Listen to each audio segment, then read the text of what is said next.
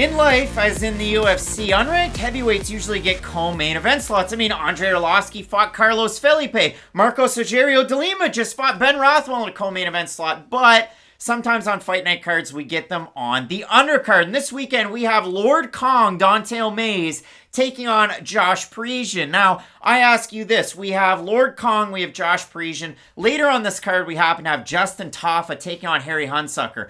Here's my question, Matt. Would it make a lot more sense if they matched up Don'Tale Mayes and Justin Tafa and Harry Hunsucker and Josh Parisian? Would those be better fights match made? I mean, if the UFC wants to put on fun and competitive fights, then yeah, I agree 100%. Yeah, so when I look at this fight, and the reason why I say that is because if you look at Josh Parisian, he has one win in the UFC. It's over Roque Martinez, who's 0-3 in the UFC. If you look at Don'Tale Mayes, he has one win in the UFC. It's over Roque Martinez, who has an 0-3 record in the UFC, and that's a problem. When you look at Parisian, he's one of those guys that had chance and chance and chance. Again, he was on Contender Series. He beat Greg Rebello, first round knockout. They put him on, The Ultimate Fighter. He doesn't end up winning there, so he ends up in Contender Series again after some fights outside of the promotion, and he ends up booking his ticket to the UFC. And really, he was in a rough spot because he loses on The Ultimate Fighter. He goes to fight on the regional scene. He gets Brett Martin. You're going to see Brett Martin in the UFC one day. He just has to pick it up and fight a little bit more, and it's not his fault. He had a lot of fight bookings fall out. He's a good fighter. He beats Josh Parisian, so Parisian has to win a lot of fights on the regional scene. He does. He makes it to the UFC. And then he takes on a tough enough test in Parker Porter. Now, at the time, we, and I think a lot of people, but we didn't have a great sense of Parker Porter. We made a lot of jokes at his expense. He fought John Jones years ago. Turns out Parker Porter's not that bad, eh? He is pretty good. He is pretty good. I'll give him that credit. All right, so we look at Josh Parisian, and the only thing that I have to say that's halfway negative is the fact that he just reminds me of an old-timey heavyweight, like a heavyweight from 12 or 13 years ago, because he's 6'4". His last time out, he weighed 266. That's stuff that you don't see all that often anymore. I mean, Don'Tale Mayes, he's 6'6", 262. Sometimes he weighs less, sometimes he weighs a little bit more. But he's a really big heavyweight that trains at Jackson Wink, and main training partner is Christian Edwards, a guy that can bang. The one thing that I found out, Matt, when I was doing my tape study for this one, and then really kind of doing the deep dive of the social media accounts, Josh Parisian actually brought in a really good heavyweight to kind of acclimate himself and get used to a guy like Don'Tale Mayes. I don't know if you saw it. I did not. I'd love to know. Daddy Longlegs, Daniel Spitz, who was 6'7" and has an 82-inch reach. I think that's the perfect guy. A little bit of boxing, a little bit of length, a little bit of Don'Tale Mayes. It will be really interesting, but this is my problem with this fight. It's a classic I don't really know, if I'm being completely honest. Because here's the thing. Don'Tale Mayes has the better hand technique, I would say. Just strike for strike. His strikes do look very good in the heavyweight division. But this is my weird problem with Don'Tale Mayes, and I wonder if this is something you picked up on too. I'm sure it is. His accuracy's not good on the feet. At all. For someone who we talk about who has great boxing, I always think about guys like Calvin Kattar, Max Holloway. People who get from point A to point B and land on their target when they take those shots. With Don'Tale Mayes, I almost compare him a little bit to Zabit, where it's like, yeah, the strikes look very nice when you're throwing them, but what is the effect when they do land? Now, yes, I would not want to be hit by Don'Tale Mayes. There's a lot of awful things in life that I'd probably rather do than get hit once clean by Don'Tale Mayes. But can you really rely on that one big shot in the heavyweight division in the year 2021? Because what you brought up about Josh Parisian being sort of that old school kind of a heavyweight is very true. But the same thing has to be said for Don'Tale Mayes too. Because when you look at Mayes, yes, he's got big power. Yes, he has, we'll say, average takedown defense, let's say, although grappling isn't a huge part of his game.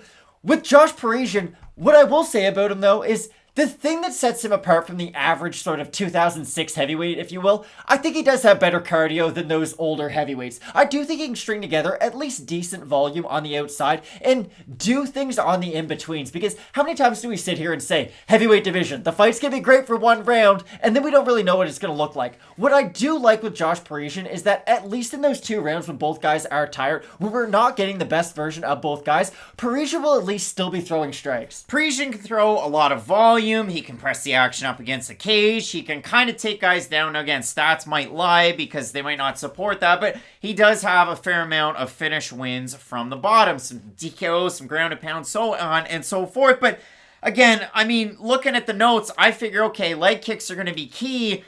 Don'Tale Mayes doesn't kick all that much. Josh Parisian, a little bit more of a kicker, but that's trouble for me. I look at Parisian, little bit more of a complete skill set. Don'Tale Mace's boxing really sets him apart. It's just establishing the distance in a fight like this. And my thing is, too, I agree with you. I think Parisian, again, this is one of those fights, if we stacked all their skills up next to each other, Parisian probably would be the more skilled fighter at the end of the day.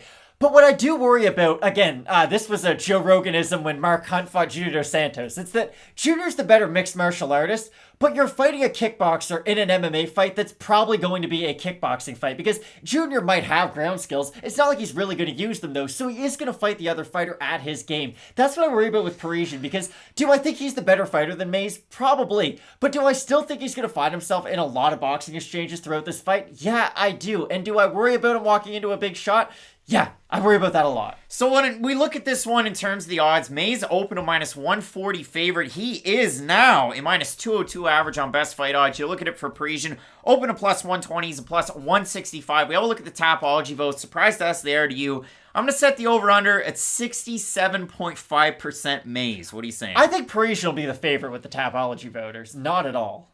Well, that's kind of insane. 833 total votes, 67% Mays, 56% by decision, 39% by knockout for the 33% that have Parisian, 47% by decision, 40% by knockout. The reason why I said 67.5, I figured, okay, it's 65% or it's 70. I'll aim in the middle, cut it in the middle, and they also ended up in the middle. So that's kind of crazy. And Bill behind the way with the cards. We're going to need to see them, so bring them up. Yeah, Matt, when I look at this fight, I do have a hard time with it. Again, Don'Tale Mays, the thing is, he has to throw in volume, switch stances, throw a little bit of a kick. I haven't seen that through his UFC career.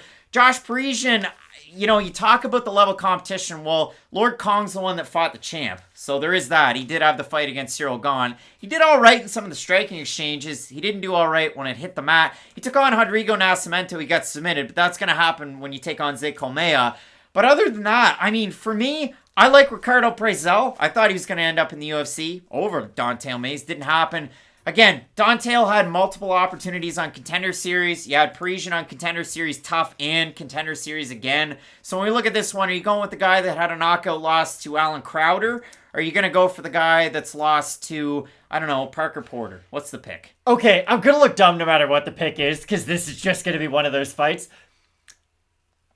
I just thought of that point about, hey, Parisian's probably the better fighter, but it's going to be a lot of boxing right near the end. So I don't know if I totally buy into my own point, but I do think I have to pick Josh Parisian because this is the point about Parisian that does just set him apart from your average unranked heavyweight. He has a good level of activity. Now, does it sometimes get him caught against really good fighters? Yes, it does. Like, if you ever fought Francis Ngannou, I see him probably rushing in there trying to throw one quick jab, getting hit with the biggest overhand right you've ever seen, and the fight would probably be over faster than McGregor versus Jose Aldo. But I think in this fight, with Mays' lack of accuracy, I actually do think Parisian, if he can just stay somewhat sound defensively and do a similar game plan to what we saw Pena employ against Amanda Nunes. If I'm throwing at you, you will not be throwing back at me because you'll be more focused on your defense. And I think that will be a big key for Parisian. I've got Parisian in here, and especially if he's going to make this fight boring. If he can really press it up, slow it down, then Mays isn't able to establish his distance. That's the way to win, and especially against a heavyweight that doesn't tend to throw a lot of kicks. Not that heavyweights really do, but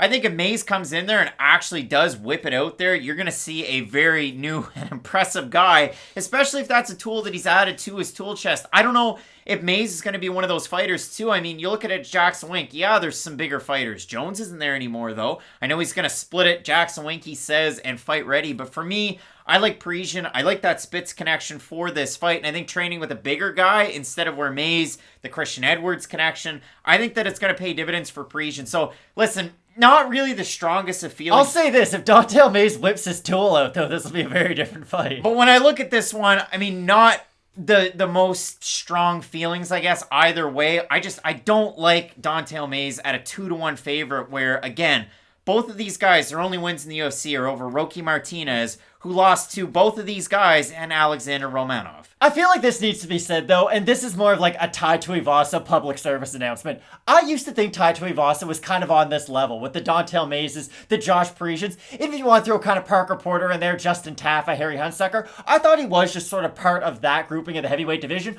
But finally, he has set himself apart, and Tai Tuivasa has made sort of a special career for himself. So it is nice to see him climb out of this region of the division. An ode to Tuivasa. Both of us going with the underdog here. in Josh Parisian. Are we right? Are we wrong? We'll find out on Saturday. You let us know down below who you have in this fight and the rest of the fights on this card. You brought it up. Tafa's fighting Hunsucker. And in the main event, ooh boy, a couple of bangers. You're not going to want to miss it. So keep it locked in with Fight Night Picks. We always say, let's get into it.